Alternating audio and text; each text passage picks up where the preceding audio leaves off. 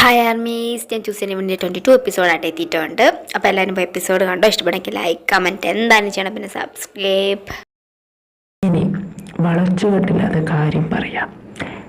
എൻ്റെ ബ്രദർ, നിൻ്റെ ഹസ്ബൻഡ്, മഗേശ്വർ കമ്പനിയുടെ MD Trilok Dev Mageshwar is mental patient.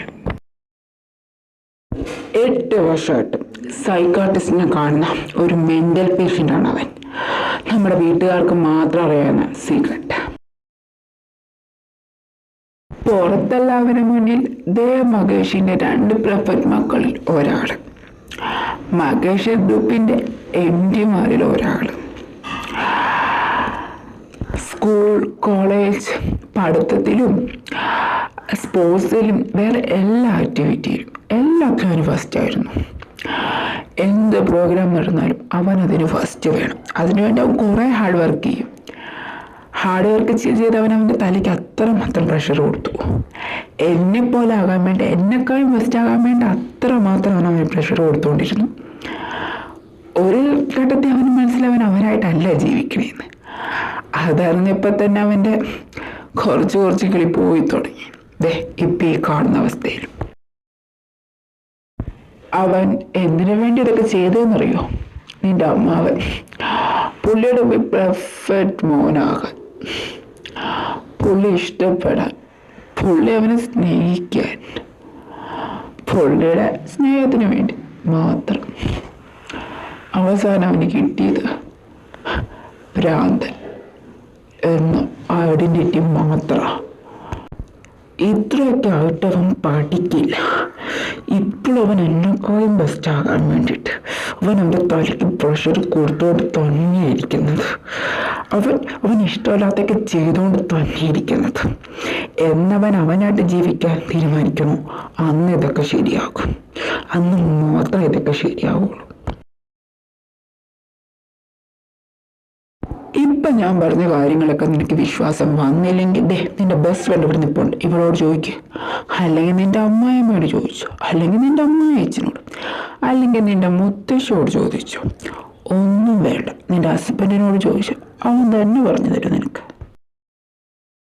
ഇപ്പൊ കണ്ടത് അവൻ്റെ ഒരു സൈഡ് മാത്രമാണ്. ഇനി ഒരു സൈഡും കൂടിയുണ്ട്. അത് നീ സഹിക്കില്ല. ആ ടൈമിൽ അവൻ്റെ ഫ്രണ്ടിൽ പോയി ഇങ്ങനെ മുങ്ങിക്കൊണ്ട് നിൽക്കരുത്. ആ സമയത്ത് അവനല്ല. ആ സമയത്ത് അവൻ നിന്നെ തല്ലിന്നും വരും, കൊന്നൂന്നും വരും. ആ സമയത്ത് അവന് സ്വബോധം ഉണ്ടാകില്ല. എന്തായാലും നീ സൂക്ഷിച്ചോ, അതാ നിനക്ക് നല്ലത്. ഞാൻ പറഞ്ഞതൊന്ന് വിശ്വാസം വന്നെങ്കിൽ നിന്റെ ബെസ്റ്റ് ഫ്രണ്ടിനോട് ചോദിച്ചു, അവള് പറഞ്ഞുതരും. എന്നാ ശരി, ഞാൻ പോവാം. മീനാക്ഷി, ഞാൻ റൂമിലേക്ക് പോവാം. നീ അങ്ങോട്ട് വന്നേക്കണം. അങ്ങോട്ട് തന്നെ വരണം, അല്ലാതെ മറ്റവനെ കാണാൻ പോകുമല്ലോ. നമ്മൾ എന്താ അവിടെ ചെയ്തുകൊണ്ടിരുന്നത് അതെനിക്ക് കംപ്ലീറ്റ് ചെയ്യണം. അതുകൊണ്ട് പെട്ടെന്ന് വന്നേക്ക്.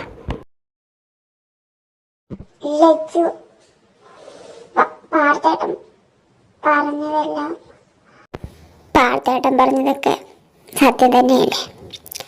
അമ്മാവൻ്റെ എല്ലാവരും കൂടെ സംസാരിക്കുന്നത് ഞാൻ കേട്ടിരുന്നു. അപ്പം എനിക്കൊന്നും മനസ്സിലായില്ല. പക്ഷെ ഇപ്പം പാർത്തേട്ടനും കൂടെ പറഞ്ഞപ്പോൾ എനിക്കെല്ലാം മനസ്സിലായി. അതുകൊണ്ട് നീ പറഞ്ഞ് ബുദ്ധിമുട്ടണ്ട. ഞാനിത് നിന്നോട് നേരത്തെ പറയേണ്ടിയായിരുന്നു, നീ ഇവിടെ വന്ന സമയത്ത്.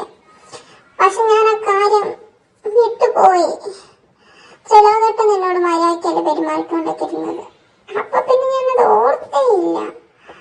പിന്നെ നീ ചിലവട്ടന് ഇഷ്ടമാണെന്നും കെട്ടണമെന്നൊക്കെ പറഞ്ഞപ്പോ ആ ടൈമിലൊക്കെ ഞാനിത് ഓർത്ത് പറയണ്ടേ. പക്ഷെ ഞാൻ അപ്പോഴും ആ കാര്യം ഓർത്തില്ല. പിന്നെ അവളൊക്കെ നിനക്കും അറിയാമല്ലോ. അതിൻ്റെയൊക്കെ ടെൻഷൻ്റെ ഇടയിൽ ഞാൻ സത്യം പറഞ്ഞ് വിട്ടുപോയി. ഞാൻ നേരത്തെ നിന്നോട് പറയേണ്ടത് തന്നെയായിരുന്നു. അത് സാരമില്ല. നീ ഇപ്പോൾ എന്നോട് ഇത് പറഞ്ഞാലും പറഞ്ഞില്ലെങ്കിൽ ഞാൻ ഡ്രോഗിനെ കിട്ടും. പിന്നെ ഇത് പറഞ്ഞാലും പറഞ്ഞില്ലെങ്കിൽ എന്താ പ്രശ്നം? ലച്ചു, ഞാൻ നിന്നോട് കാര്യം പറയട്ടെ? പറ. നിനക്കെന്നോട് എന്ത് പറയാനുള്ള അവകാശമുണ്ട്? പറ. ലച്ചു, നീ എന്തിനാ ത്രിലോകേട്ടനെ കെട്ടണമെന്ന് പറഞ്ഞതൊന്നും എനിക്കറിയില്ല. ത്രിലോകേട്ടൻ എന്താ പറഞ്ഞ് ഭീഷണിപ്പെടുത്തിയ നിന്നെ ഈ കല്യാണത്തിനൊക്കെ സമ്മതിപ്പിച്ചെന്ന് എനിക്കറിയില്ല. പക്ഷെ ഇന്ന് നടന്ന കുറച്ച് കാര്യങ്ങൾ കൊണ്ട് എനിക്കത് എന്താന്നൊക്കെ മനസ്സിലായി. പിന്നെ ഇന്ന് എനിക്ക് വേറൊരു കാര്യം കൂടെ മനസ്സിലായി. ത്രിലോകേട്ടനോട് ഇത്രയൊക്കെ ചെയ്ത് തെറ്റും നിനക്ക് ത്രിലോകേട്ടന് അത്രയ്ക്കൊന്നും വെറുക്കാൻ പറ്റിയിട്ടില്ല. കാര്യം നിന്റെ കണ്ണിലെ ഈ കണ്ണീര് തന്നെ. നിന്റെ മനസ്സിന്റെ ഏതൊരു കോണി പുള്ളിയോട് ഇച്ചിരി സ്നേഹമുണ്ട്. അതാ നിന്റെ കണ്ണി കാണുന്നത്. നിങ്ങളുടെ റിലേഷൻഷിപ്പ് എങ്ങനെയാണെന്ന് എനിക്കറിയില്ല. എത്ര നാള് നീ ത്രിലോകേട്ടനോട് കാണുമെന്ന് എനിക്കറിയില്ല. പക്ഷെ കൂടെയുള്ള അത്രയും നാളും നീ ത്രിലോകേട്ടനെ നോക്കൂന്ന് ഞാൻ വിചാരിക്കുന്നു. നോക്കണേടി. ഇതുപോലത്തെ ഒരു സിറ്റുവേഷനിൽ അമ്മനെ കൊണ്ട് മാത്രം ത്രിലോകേട്ടനെ കൺട്രോൾ ചെയ്യാൻ പറ്റാറുള്ളൂ. ചിലപ്പോഴൊക്കെ എന്നെ കൊണ്ടു, പക്ഷെ അത് എപ്പോഴൊന്നും പറ്റില്ല. അമ്മ ഇവിടുന്ന് പോയത് നീ ഇവിടെ ഉണ്ടെന്നുള്ള വിശ്വാസം കൊണ്ട്. എനിക്കറിയില്ല നിന്നെ കൊണ്ട് പറ്റുമെന്ന്. പക്ഷെ കൂടെയുള്ള അത്രയും കാലം പ്ലീസ് നോക്കിത്തോണേ. എങ്ങനെയായാലും ത്രിലോകേട്ടൻ അത്രയ്ക്കും കൊള്ളില്ലാത്തവനൊന്നുമല്ല. പാവം കൂടെയുള്ളവരല്ലേ ഓരോരുത്തരെ കൊല്ലാത്തവരാക്കുന്നത്. നീ പോയി കിടന്നു. ഞാനും പോട്ടെ. ഞാൻ പോവാ. നീ പൊക്കോ. ത്രിലോകേട്ട, നിങ്ങൾ എനിക്ക് വെറുക്കണമെന്നുണ്ട്. പക്ഷെ എന്തുകൊണ്ടത് പറ്റാത്തത്? റൂമിലേക്ക് വരുന്ന മീനു കാണുന്നത് ബെഡിൽ കിടന്നുറങ്ങുന്ന പാർത്തിനെയാണ്. ഓ, ഞാൻ കിടന്നുറങ്ങ. സമാധാനം. വേണ്ടാത്തപ്പോൾ ഞാനും കിടന്നേക്കാം. ഇനി നേരത്തെ വന്ന് വീണ്ടും ഓരോന്ന് പറഞ്ഞു തുടങ്ങും. മീനു ഒന്നും മിണ്ടാതെ പാർത്തിൻ്റെ അടുത്ത് പോയി കിടന്നു.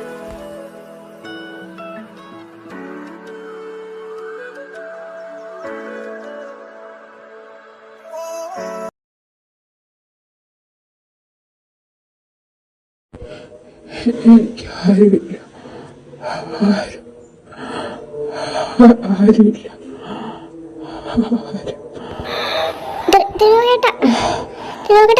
കരയല്ലേ? ഞാനുണ്ട് ഇവിടെ. കരയല്ലേ? മീനു, മീനു, നിന്നെ ഇട്ടേച്ചെങ്ങും പോവില്ലല്ലോ. നീ കൂടെ ഇട്ടേച്ചും പോവല്ലോ.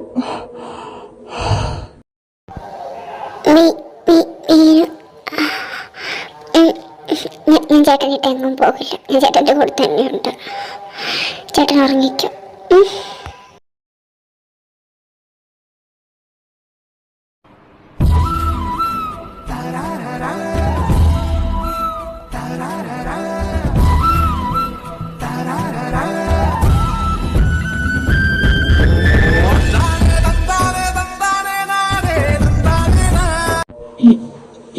ഇവളെന്താ എന്റെ പറ്റി ചെയ്യുന്ന? ലക്ഷ്മി കൊടി.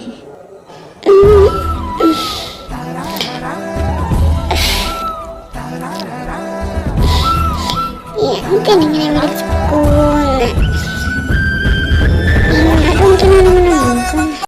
നീ അവളോട് ചോദിച്ചിട്ടാണ് എന്റെ ബെഡിൽ കയറി കിടന്നേ? എന്ത് നിങ്ങളുടെ ബെഡോ? ഇതിപ്പോ എന്റെ ബെഡും കൂടി, അതുപോലെ ഇതിപ്പോ എന്റെ റൂമും കൂടിയാ. നിന്റെ ബെഡോ? നിന്റെ റൂമോ? ഇതെങ്ങനെയാണ് നിന്റെ ബെഡും നിന്റെ റൂമും ആകുന്നേ?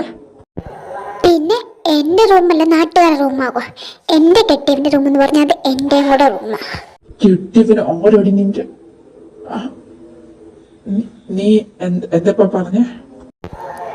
കെട്ടിയവൻ എന്നെ കെട്ടിയ നിങ്ങളല്ല, അപ്പൊ എന്റെ കെട്ടിയവൻ നിങ്ങൾ. ഇത് നിങ്ങളുടെ റൂമല്ല, അപ്പൊ ഇനി തൊട്ടത് എന്റെ കൂടെ റൂമാ. അതാ ഞാൻ പറഞ്ഞത്. ഇവളുടെ കൂടെ പോയതല്ല എന്റെ കൂടെ പോയതോ? ഇവളെന്താ പറഞ്ഞുകൊണ്ടിരിക്കുന്ന? എനിക്കൊരു സ്വപ്നത്തിൽ പോലും ഇവൾ ഇങ്ങനൊന്നും പറയൂല. ഞാൻ പറഞ്ഞത് കേട്ടിങ്ങടെ കിളി പോയിരിക്കുമെന്നാ തോന്നുന്നത്. ഇവിടെ നിന്ന് മുങ്ങാൻ പറ്റിയ സമയം. അല്ലെങ്കിൽ ഇങ്ങനോട് പലതും ചോദിക്കും.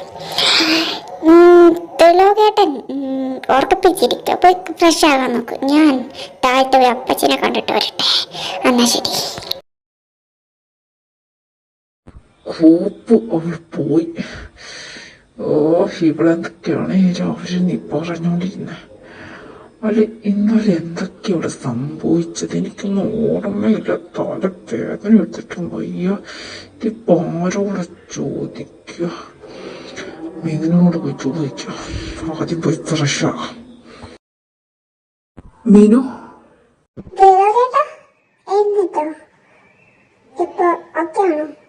ആ ഞാൻ ഓക്കെയാ. എടി, ഒരു കാര്യം ചോദിക്കാൻ വന്നതാ. എടി, അത് ഇന്നലെ രാത്രി ഞാൻ എന്തൊക്കെയോ ചെയ്ത് കൂട്ടിയിട്ടുണ്ടെന്ന് എനിക്കറിയാം. എനിക്കൊന്നും ഓർമ്മയില്ല. ഇന്നലെ എന്താ സത്യം സംഭവിച്ചേ? ഇന്നലെ നൈറ്റ് ചേട്ടൻ തീരെ ഓക്കെ അല്ലായിരുന്നു. ദേവച്ചൻ ചേട്ടനോട് സംസാരിക്കാമെന്ന് തോന്നുന്നില്ല. ദേവച്ചൻ പോസേഷൻ ചേട്ടൻ ഭയങ്കരമായിട്ട് ഇമോഷണലി ഭയങ്കര വീക്കായിരുന്നു. ലക്സിനെ കൊണ്ട് ചേട്ടൻ ഹാൻഡിൽ ചെയ്യാൻ പറ്റാത്തതുകൊണ്ട് അവളെ എന്നെ വിളിച്ചു. ഞാൻ വന്നപ്പോൾ ചേട്ടൻ കരച്ചലും ദേഷ്യപ്പെടുവും ഭയങ്കരമായിരുന്നു. അതുകൊണ്ട് എനിക്ക് ഹാൻഡിൽ ചെയ്യാൻ പറ്റുന്ന സിറ്റുവേഷൻ ഉണ്ടായിരുന്നു. പിന്നെ ഞാൻ ചേട്ടൻ എന്തൊക്കെയോ പറഞ്ഞ് സമാധാനിപ്പിച്ച് മെഡിസിൻ തന്ന് കിടത്തി. അതാ ഇന്നലെ ഉണ്ടായത്. അപ്പോ എന്റെ കാര്യമൊക്കെ അവൾ അറിഞ്ഞല്ലേ? എല്ലാം അറിഞ്ഞു. അവള് എന്നോട് ചോദിച്ചായിരുന്നു. പിന്നെ ചേട്ടനും ദേവച്ചനും പറയുന്നത് ഒളിഞ്ഞു കേട്ടായിരുന്നു. പിന്നെ പാർത്തേട്ടൻ അവളോടെല്ലാം പറഞ്ഞു. നീ പറഞ്ഞത് പോട്ടെ, പാർത്ത് എനിക്ക് മുഴുവനായിക്കൂല അവൻ പറഞ്ഞു കൊടുത്തത്. അതെല്ലാം പോട്ടെ, ഒളിഞ്ഞു കേട്ടുന്നു. അപ്പൊ ഞാൻ അവളെ പേടിച്ചിട്ട് വേണമല്ലോ ജീവിക്കാൻ. അവൾ എന്തൊക്കെ ചെയ്യുമെന്ന് പറയാൻ പറ്റില്ലല്ലോ. അവളെ അപ്പച്ചിയെ കാണാൻ പോവാന്ന് പറഞ്ഞ അവിടെ നിന്ന് ഇറങ്ങിയത്. അവളുടെ അപ്പച്ചിനെ കാണല് മുറിയുടെ മുമ്പിൽ ഒളിഞ്ഞു കേൾക്കലായിരുന്നു. എന്തായാലും അവൾ ഒരു ദിവസത്തൊക്കെ അറിയേണ്ടതല്ലേ. ഇപ്പൊ അറിഞ്ഞത് എന്തായാലും നന്നായില്ലേ. അവളിപ്പോ ഇത് അറിഞ്ഞാലും അറിഞ്ഞില്ലേലും അത് എന്നെ ബാധിക്കുന്ന പ്രശ്നമല്ല. ഞാൻ അവളെ എന്റെ ജീവന്റെ പാതയുടെ ജീവിത അവസാനം വരെ കൊണ്ടുപോകാൻ ഉദ്ദേശിച്ചിട്ടില്ല. She's not matter for me. പിന്നെ ചേട്ടൻ എന്താ ചെയ്യാൻ ഉദ്ദേശിക്കുന്നത്? ചേട്ടൻ എന്തിനാ അവളെ ലൈഫ് നശിപ്പിച്ചത്? അവളും പാട്ടും ജീവിതം സ്നേഹിച്ചവരാ. അവർ ഒരുമിച്ച് ഒരുപാട് സ്വപ്നം വരെ കണ്ടവരാ. അതെല്ലാം ചേട്ടൻ നശിപ്പിച്ചത്. അതൊക്കെ എന്തിനു വേണ്ടിയിട്ടാ? ഇത് നിനക്ക് ഇത്രയും കുത്തലാണെങ്കിൽ ഞാൻ ഒരു കാര്യം പറയാം. നമുക്ക് എല്ലാവരും കൂടെ അങ്ങ് ഡിവോഴ്സ് ചെയ്യാം. എന്നിട്ട് നിന്റെ പാർത്തേട്ടനെ ഹിച്ചുവിനങ്ങ് കൊടുത്തേക്കാം. നന്നായിരിക്കില്ലേ? അവരൊന്നാവും. അപ്പൊ നിന്റെ കുത്തല് മാറും. ആലോചിച്ചാലോ? നീ എന്നോട് മോൻ കറപ്പിച്ചിട്ട് ഇപ്പൊ കാര്യമില്ല. നിനക്ക് ഓർക്കയോടെ ഞാൻ ഇതിനു വേണ്ടി ഇതൊക്കെ ചെയ്തത്. പിന്നെ നീ എന്നാ മോങ്ങത്തോട് ചോദിച്ചത് എന്നോട് ചോദിച്ചത്? മീനു, ഞാൻ എന്താ ചെയ്യണമെന്ന് എനിക്ക് നല്ല ബോധമുണ്ട്. ഞാൻ ഒത്തുപോലെ ചെയ്തോളാം. പിന്നെ നീ ആവശ്യമില്ലാതെ ഈ വിഷയം നമ്മുടെ ഇടക്കൊണ്ട് ഇട്ട് കഴിഞ്ഞാൽ ഞാൻ ഇതുപോലെ തന്നെ മറുപടി പറയും. ഞാൻ ഇനി ഒന്നും മിണ്ടുന്നില്ല. ഇത്ര നാളെല്ലാം അറിഞ്ഞിട്ട് ഞാൻ മിണ്ടാതെ തന്നെ ഇരുന്നത്. ഇനി ഞാൻ മിണ്ടാതെ തന്നെ ഇട്ടോളാം. ഞാനോട്ട് ഇനി ഒന്നും പറയുന്നില്ല. നിങ്ങളുടെ കൊള്ളായ്മയൊക്കെ ഞാൻ പണ്ടോട്ടെ കണ്ടോണ്ടിരിക്കുകയല്ല. അതിനെല്ലാം ഞാൻ കൊണ്ടടിക്കോളും. ഇതിലും ഞാൻ കണ്ണടിച്ചോളാം. ഇപ്പൊ നീ പറഞ്ഞില്ല, അതാണ് നല്ല കാര്യം. വായടിച്ച് മിണ്ടാതിരിക്കും. ഒരു കാര്യം ചെയ്യും, പോയിന്ന് വരുന്നിട്ടോ കെട്ടിയവന്റെ അണ്ണാക്കിലേക്ക് കുത്തിക്കറ്റാൻ ഉണ്ടാക്കുക. നിനക്ക് അതാ പറഞ്ഞിട്ടുള്ള പണി.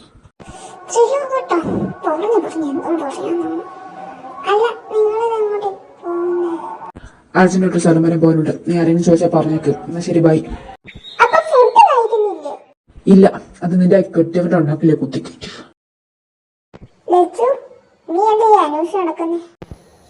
എടി, ഞാൻ ത്രിലോകേട്ടനെ നോക്കിയതാ.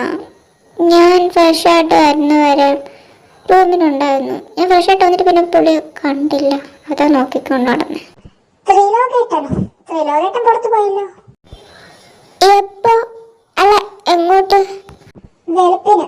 എങ്ങോട്ട് പോയതറിയില്ല. എന്റെ അടുത്ത് വന്ന് കുറച്ച് സംസാരിച്ചു. അർജുനേട്ടൻ എങ്ങോട്ടാ പോണെന്ന് പറഞ്ഞു പോയി. എന്നാ ശരി, ഞാനേ പാട്ടേട്ടൻ പോയി ചായ കൊടുത്തിട്ട് വരട്ടെ. പിന്നെ മീനു, ഞാൻ നിന്നൊരു കാര്യം ചോദിക്കണമെന്ന് വെച്ചിരിക്കുവായിരുന്നു. നിന്റെ പാർത്തേട്ടൻ്റെ ഇടയിൽ എല്ലാം ഓക്കെ അല്ലേ? ഇന്നലെ പാർത്തേട്ടൻ നിന്നോട് ഭയങ്കര മോശമായിട്ടാണ് സംസാരിച്ചുകൊണ്ടിരുന്നത്, അതുകൊണ്ട് ചോദിച്ചതാ. നീ എന്റെ ഒരു ചോദ്യം എന്നോട് ചോദിച്ചില്ല. ഈ വീട്ടിലാരും എന്റെ സ്വന്തം അമ്മ പോലും ചോദ്യം എന്നോട് ചോദിച്ചിട്ടില്ല. ലോകേട്ടൻ അറിയാവുന്നതുകൊണ്ട് ലോകേട്ടൻ ചോദിച്ചിട്ടില്ല. നിനക്ക് തോന്നുന്നുണ്ടോ ഞങ്ങളുടെ എല്ലാം ഓക്കെ ആയിരിക്കുമെന്ന്? പക്ഷെ എപ്പോഴെങ്കിലും ഓക്കെ ആകുമായിരിക്കും. ആ വിശ്വാസത്തിൽ ഞാൻ ജീവിക്കുന്നത്. ഞങ്ങളുടെ ചായ കൊടുത്തിട്ടാട്ടെ. ഇവരുടെ ശരിയായ മതിയോ? പതുക്കെ ശരിയാവുമായിരിക്കും. ഈ ത്രിലോകട്ടൻ എവിടെ പോകുന്നു ഇത്ര രാവിലെ? ത്രിലോക്, ഡോക്ടർ എന്ത് പറഞ്ഞു? സ്ഥിരം പറയുന്നത് തന്നെ. ഇപ്പൊ നിന്റെ പ്രശ്നം എന്താ? ലച്ചു നിന്റെ കാര്യങ്ങളൊക്കെ അറിഞ്ഞതുകൊണ്ടാണ്. ശ്രുതു കുറച്ച് നാളായിട്ട്, കുറച്ച് നാളല്ല 2 years ആയിട്ട് ഐ എം ഓക്കെ. ഈ ഒരു സിറ്റുവേഷൻ ഇതുവരെ ഉണ്ടായിട്ടില്ല.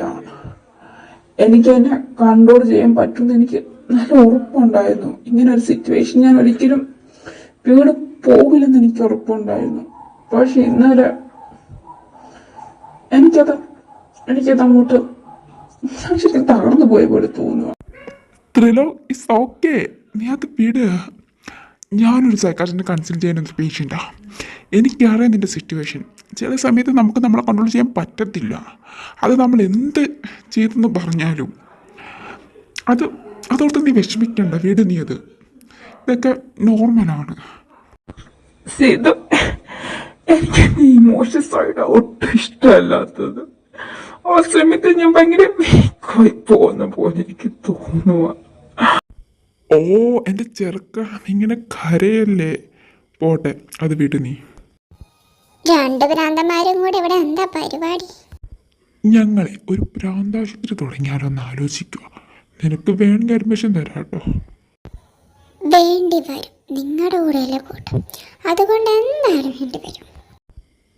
ഓ അങ്ങനെ അല്ല, മോനിവിടെ എന്താ പരിപാടി? ഓ അങ്ങനെ തന്നെ ചോദിക്കും. ഞാൻ രാവിലെ ഇങ്ങനെ എത്ര തവണ കോൾ ചെയ്ത് നിങ്ങളോട് ചോദിച്ചു നോക്കും. ഇങ്ങനെ എൻ്റെ ഫോൺ എടുത്തില്ല. അത് കഴിഞ്ഞ് ഞാൻ വീട്ടിലേക്ക് വിളിച്ചു. അപ്പം മീന് പറഞ്ഞ രാധ ഇങ്ങനോട് ചെയ്ത് കൂട്ടിയ കാര്യങ്ങൾ രാവിലെ അങ്ങോട്ട് ഇറങ്ങിപ്പോയി. അപ്പം തന്നെ എനിക്ക് ഉറപ്പായി ഇങ്ങോട്ട് അയക്കുന്നു. ഞാൻ രാവിലെ ഫുഡ് പോലും കഴിക്കാതെ ഇങ്ങോട്ട് വന്നു. അപ്പോൾ ഇങ്ങനെ ചോദിക്കുമോ നിനക്ക് എന്താണ് പരിപാടി? അതിന് ഞാൻ നിന്നോടൊന്നും ചോദിച്ചില്ലല്ലോ, സിദ്ധു അല്ലേ ചോദിച്ചത്.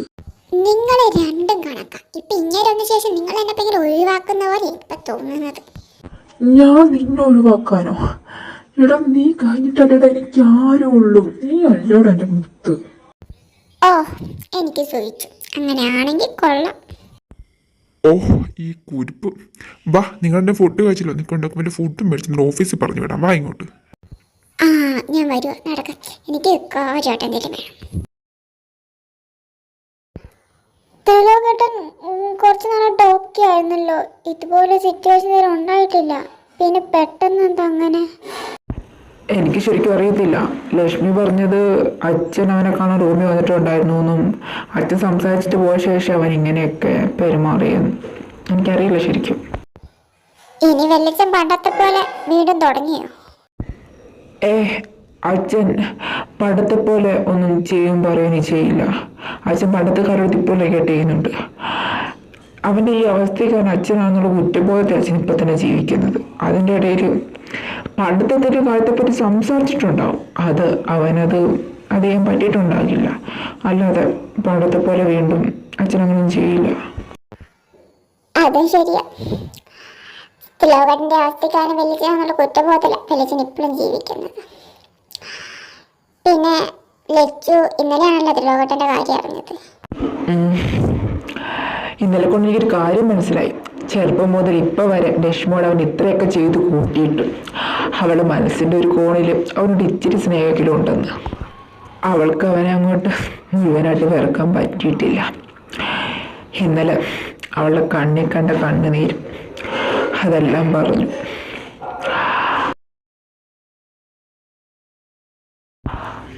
എന്തായാലും നല്ലതാ. അവളെ കൊണ്ടവനെ മാറ്റാൻ പറ്റുമെങ്കിൽ അവൾ മാറ്റട്ടെ. ഞാനൊരു മെൻ്റൽ പേഷ്യൻറ്റിനോട് പ്രതികാരം വീട്ടാൻ പോകുന്നതിനേക്കാൾ നല്ലത് ബോധമുള്ളൊരുത്തനോട് പ്രതികാരം വീട്ടാൻ പോകുന്നതല്ലേ. എനിക്കിപ്പം നിങ്ങളെ മനസ്സിലാക്കാൻ പറ്റുന്നില്ല. നീ ഇപ്പം എന്തിനാ ഇങ്ങനെ പറഞ്ഞെന്ന് എനിക്കറിയാം. ഞാനായിട്ട് ഒന്നിനും പോയിട്ടില്ല, ഞാനെല്ലാം നിർത്തിയതാ. അവനായിട്ടാ കുത്തിക്കേറി വീണ്ടും ഇങ്ങോട്ട് വന്നത്. പിന്നെ ഇതൊക്കെ ചെയ്തു കൂട്ടുന്ന സമയത്ത് അവന് ബോധമില്ലെന്ന് മാത്രം നീ പറയല്ലോ. ചില സിറ്റുവേഷനിൽ മാത്രം അവൻ അങ്ങനെ ആകാറുള്ളൂ, അല്ലാത്ത സമയത്ത് അവൻ ഓക്കെയാണ്. അവൻ ഒരു കുഴപ്പമില്ല.